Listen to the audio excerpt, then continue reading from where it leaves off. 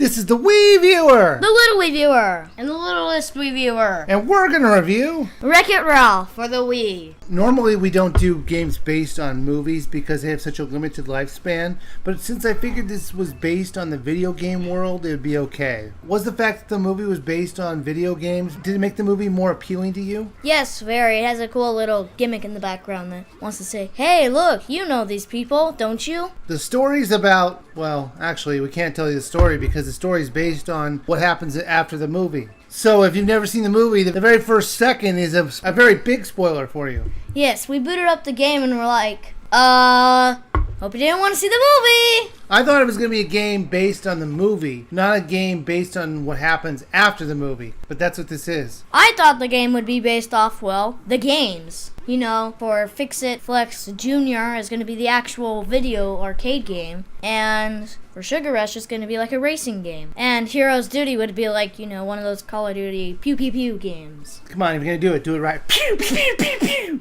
Or, what am I, in a gangster movie? Yeah! Okay, moving on.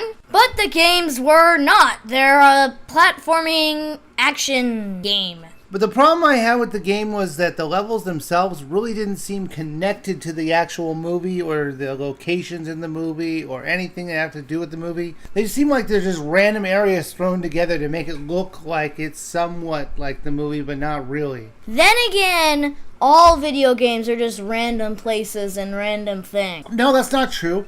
Like when you're playing Aladdin for the SNES. They let you play scenes in the movie, and they made it look like the movie. I think the graphics were actually good for this type of style of arcade/movies. I think they were average. I would have to agree with you because they're not bad. It's not like HD high res, oh my god, you should play this game for graphics game. Well, you never play a Wii game for graphics. You're right. That's for the Wii U. There were 3 worlds with 5 levels apiece on each world. 4 and a boss fight. 4 levels and a boss fight. Technically, there are 5 levels. What did you think about the levels themselves? The levels, they didn't really change. The levels were too similar, and they really didn't stand out from each other. I'm not saying I don't like the level design. The levels were kind of fun to play, but they're like tedious more than anything. And another thing, they just kind of end. There's no rhyme or reason, it just ends. You could run into like a dead end. You're like, what's this place for? You walk forward to and it's like, hello, you're at the end of the level.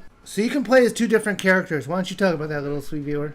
Well, first of all, you have Wreck-It Ralph, who does more damage and can break boxes, is really strong. He could climb big ladders along with some ceilings, which isn't really used much in the game. Then Fix-It Felix will actually double jump, and he could also wall jump. However, he's less powerful. I found Wreck-It Ralph the most useful of all of them. I used Felix as like if I want to get past something and I don't care if I get hurt, I'll just use Felix because they each have their own individual life bar. You can't play this as a 2-player game. You have to play it as a 1-player game, and you have to switch with the A button. Got a little annoying. In each level, there's 2 things to collect: a hero's medal and an Easter egg. If you collect both of them, you will get art in the extras menu. That was probably like concept art for the movie. I thought that was a cool little extra. The game will take you about a little bit more time to play than the movie itself, which is about 2 hours, I would say. Wouldn't you agree?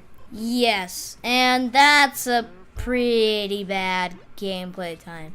You could sit through this for like the night and be done with it in like a snap. One of the problems I have with the game is the difficulty level, which I think is a bit higher than it really should be. I think the platforming levels are actually quite difficult, even if you can get 1-ups very easily. I digress. I think the difficulty is like just normal, fine. It's not really hard to play. Wreck-It Ralph, little Leslie viewer, would you buy, rent, or skip? Rent because the game would not take you very long. How about you, little Wii viewer? Would you buy, rent, or skip? One of those weekend rents to just like play a game, something new. You're just gonna finish it quickly, so not really worth a buy. And I would agree with you both. I think the game is only worth a rent. There's such limited gameplay. There's not really that much replayability. But the game itself, overall, is okay. So I think it's worth a rent.